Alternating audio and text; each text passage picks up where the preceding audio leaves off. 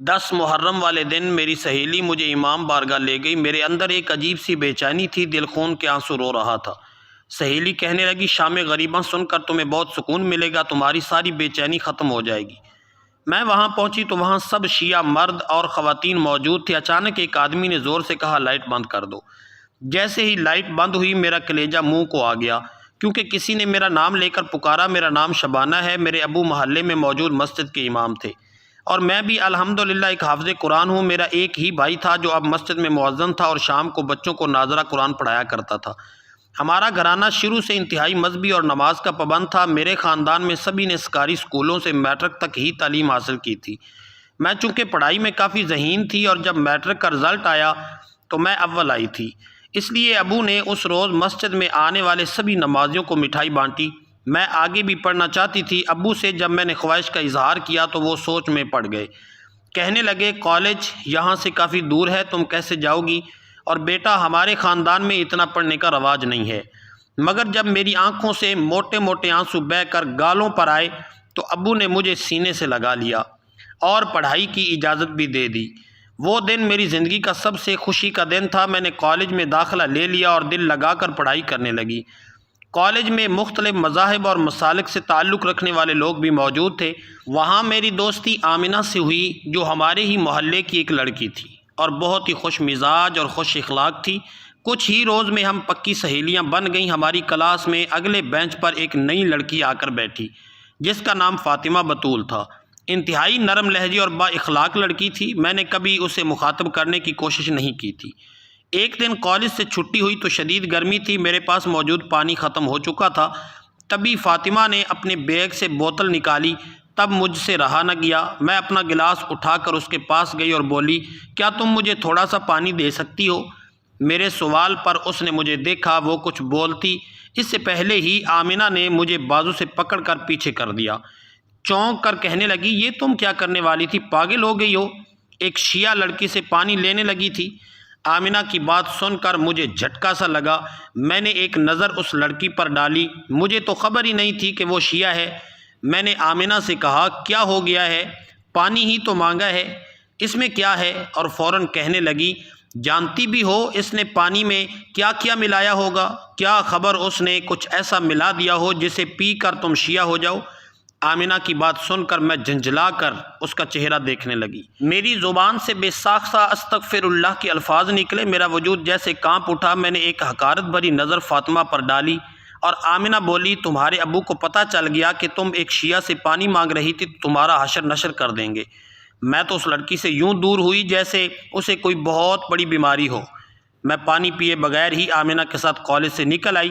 ذہن میں کئی سوالات تھے۔ ہمارے ہاں شیعہ کا ذکر عام طور پر محرم کے مہینے میں کیا جاتا ہے۔ اس سے پہلے ہم دینی اور دنیاوی کاموں میں اس قدر مصروف ہوتے ہیں کہ کسی کو اپنی ذات کی بھی پرواہ نہیں ہوتی۔ آمنہ مجھ سے کہنے لگی کہ تم جانتی بھی ہو ہم انہیں کافر کہتے ہیں، یہ لوگ ایسے ایسے کام کرتے ہیں کہ توبہ کرو، مجھے تو تمہیں بتاتے ہوئے بھی شرم آ رہی ہے۔ ایسی باتیں ہم بچپن سے سنتے آ رہے تھے اور ہماری سوچیں پختہ ہو چکی تھیں کہ شیعہ لوگ نیاز کے لیے جو کچھ بناتے ہیں پتہ نہیں اس میں کیا کیا مکس کرتے ہیں۔ اس کے علاوہ جب 10 محرم کی رات آتی ہے تو یہ شام غریباں کرتے ہیں۔ اس رات سبھی شیعہ مرد حضرات اور عورتیں ایک بڑے کمرے میں اکٹھے ہو جاتے ہیں، پھر غلط کام کرتے ہیں۔ میں نے جب پہلی دفعہ اپنی مامی پھپھو کو ایسے کہتے ہوئے سنا تھا تب میں 13 سال کی تھی۔ ظاہر سی بات ہے یہ عمر تجسس بھری ہوتی ہے۔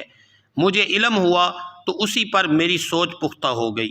دل میں خود بخود نفرت پلنے لگی۔ یہ لوگ کیسے تھے جو خود کو مسلمان کہتے تھے مگر پھر شام غریبہ میں سب مل کر ایک ساتھ غلط کام کرتے تھے؟ کیا یہ لوگ مسلمان نہیں تھے؟ ایک خدا کو ماننے والے نہیں تھے؟ میں نے اس بارے میں آمنہ سے بھی ذکر کیا۔ کیا یہ خدا کے احکامات کو نہیں مانتے؟ یہ لوگ قرآن مجید نہیں پڑھتے؟ جب خدا نے ان سب سے منع فرمایا ہے کہ مرد اور عورت کے بیچ پردہ ہونا چاہیے، محرم اور نامحرم کے اصول ہیں، تو پھر یہ لوگ ایسا کیسے کر سکتے ہیں؟ اگر یہ لوگ اس قدر غلیظ ہیں تو ان کو ہماری حکومت نے مسلمان کیوں کہہ رکھا ہے؟ انہیں غیر مسلم کیوں نہیں قرار دیا جاتا؟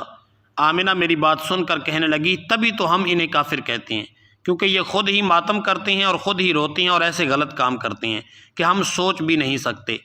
تبھی تو میں تمہیں فاطمہ سے دور رکھ رہی تھی۔ ان کا تو قرآن ہی الگ ہے، جس کے 40 پارے ہیں۔ یہ لوگ 10 محرم کو ایک گھوڑا بھی نکالتے ہیں، اور ہمارے ہاں یہ مانا جاتا ہے کہ یہ لوگ جب بھی چکن، چاول یا بریانی بناتے ہیں تو اس میں اس گھوڑے کی گندگی شامل کرتے ہیں۔ عورتیں اور یہ حافظ قرآن بھی نہیں ہوتے، ان کا تو اپنا الگ ہی دین ہوتا ہے۔ میں نے آمنہ کی باتیں سنی تو میرے دل میں ایک بار پھر نفرت پروان چڑھنے لگی۔ ایک دن میں کالج گئی تو فاطمہ میری جانب دیکھ رہی تھی، میں نے فوراً نظر چرا لی۔ اسے دیکھ کر ایک بار پھر میرے دل میں برے خیالات آنے لگے اور نفرت خود بخود بڑھنے لگی۔ محرم الحرام آنے والا تھا۔ جیسے جیسے محرم کے 10 دن قریب آ رہے تھے، ہمارے ہاں شیعوں کے خلاف باتیں اور الزامات بھی بڑھتے جا رہے تھے۔ اکثر میں اور آمنہ مل کر فاطمہ کے خلاف طنزیہ باتیں کرتے تھے، جبکہ ہمارے آگے بیٹھی فاطمہ ہر بات سنتی رہتی تھی، مگر کبھی اس نے پلٹ کر جواب نہیں دیا تھا، نہ ہی اس نے ہمارے عقیدے کو برا بھلا کہا تھا۔ ایک دفعہ آمنہ کہنے لگی، دیکھا اگر سچی ہوتی تو ضرور جواب دیتی، مگر اس کے پاس کوئی جواب ہی نہیں ہے، اب بھلا یہ کیا جواب دے گی؟ اتنا سننا تھا کہ فاطمہ پلٹ کر ہماری طرف دیکھنے لگی، اس کے چہرے پر مسکراہٹ آ گئی۔ وہ کہنے لگی، ہمارے پیارے نبی حضرت محمد صلی اللہ علیہ وآلہ وسلم نے فرمایا کہ ایک آدمی کے جھوٹا ہونے کے لیے یہی کافی ہے کہ وہ ایک بات سنے اور بغیر تصدیق کے اسے آگے پھیلانا شروع کر دے۔ فاطمہ کے منہ سے یہ سننا تھا کہ میں حیران رہ گئی، آخر اس کا مطلب کیا تھا؟ یہ فرمان رسول صلی اللہ علیہ وآلہ وسلم کا تھا، جس میں وہ فرما رہے تھے کہ جو شخص بغیر تحقیق کے بات آگے پھیلاتا ہے وہ جھوٹا ہوتا ہے۔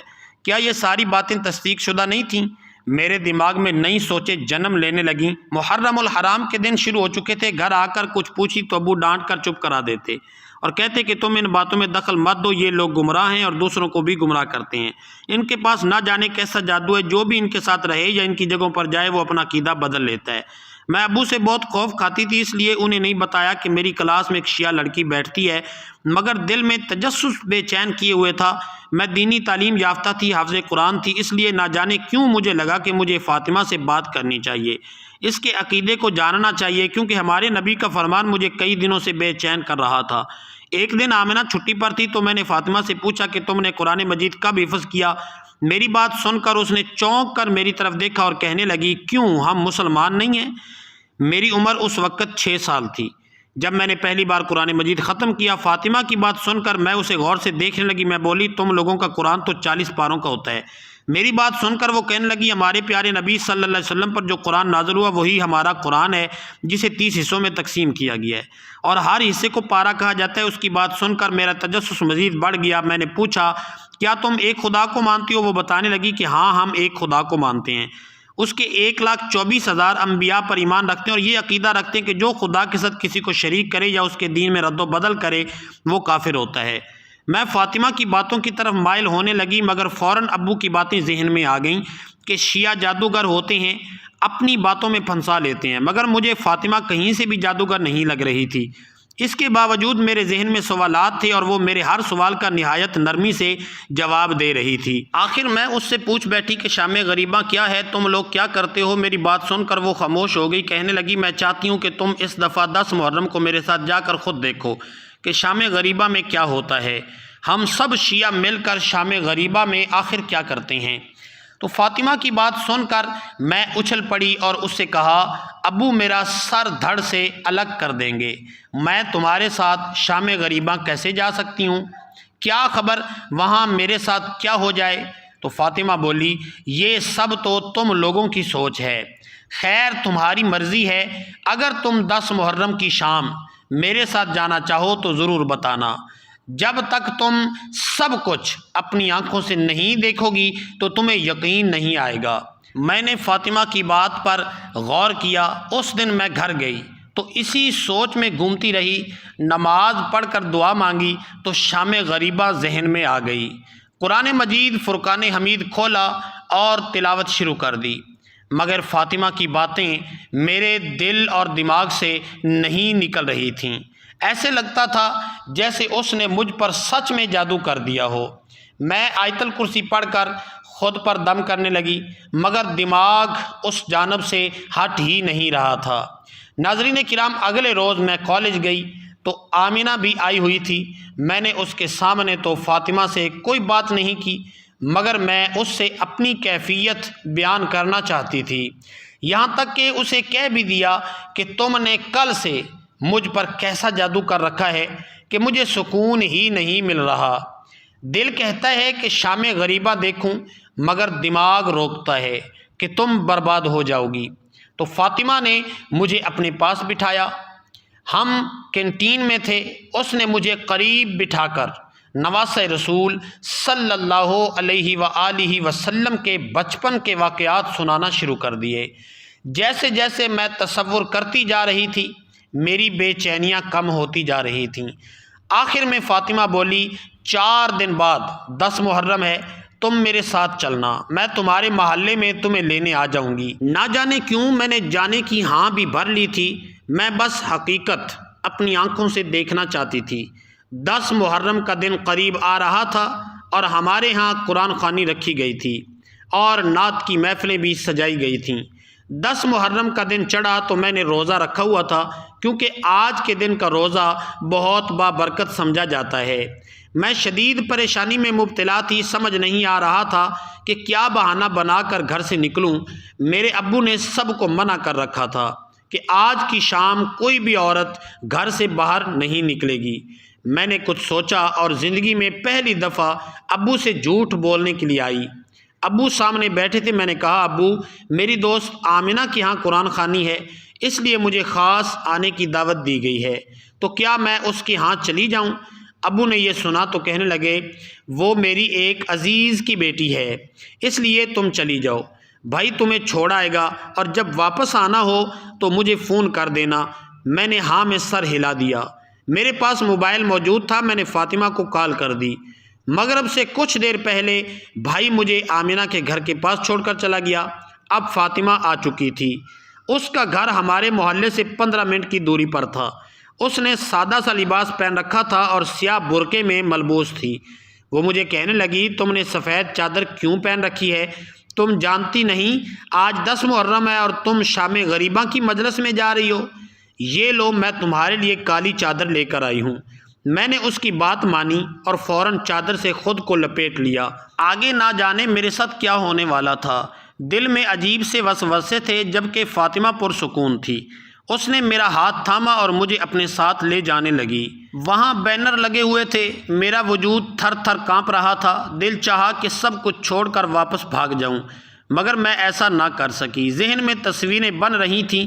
کہا جاتا تھا کہ یہاں غلط کام کیے جاتے ہیں، کہیں آج میری عزت نہ لٹ جائے۔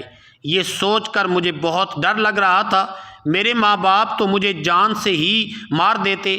آنکھوں میں خوف سے آنسو آ رہے تھے، مگر واپس جانے کا کوئی راستہ نہیں بچا تھا۔ میں نے اپنی عزت خدا کے حوالے کر دی۔ سبھی سیاہ لباس میں ملبوس تھے۔ فاطمہ مجھے اندر لے گئی، جہاں ایک طرف عورتیں بیٹھی ہوئی تھیں، ہم بھی وہیں پر بیٹھ گئیں۔ وہاں اس کی امی اور بہنیں بھی بیٹھی ہوئی تھیں۔ فاطمہ نے میرا تعارف کروایا تو انہوں نے بڑی خوش دلی سے میرا استقبال کیا، مگر میرا دماغ ابھی بھی جھنجھلا رہا تھا۔ میں وہاں سے بھاگ جانا چاہتی تھی۔ مغرب کے بعد فوراً ہی لاؤڈ سپیکر پر ایک شخص کی آواز گونجی جو کہنے لگا کہ تمام روشنیاں بجھا دی جائیں۔ میرا دل ڈوب گیا، گویا مجھے اپنی موت دکھائی دینے لگی۔ میں نے فاطمہ سے کہا، اب کیا ہونے والا ہے؟ ذہن میں تصور آیا کہ اب مرد بھوکے بھیڑیوں کی طرح عورتوں کی طرف بڑھیں گے، مگر جیسے ہی اندھیرا ہوا ایک مرد لاؤڈ سپیکر پر واقعہ کربلا سنانے لگا۔ وہ امام حسین علیہ السلام کی شہادت کے بعد کا منظر بیان کر رہا تھا۔ وہ کہہ رہا تھا کہ جب رسول اللہ صلی اللہ علیہ وآلہ وسلم کے نواسے کو شہید کر دیا گیا تو ایک بھی مرد باقی نہیں بچا سوائے امام حسین علیہ السلام کے بڑے بیٹے کے، جو اس وقت بیمار تھے۔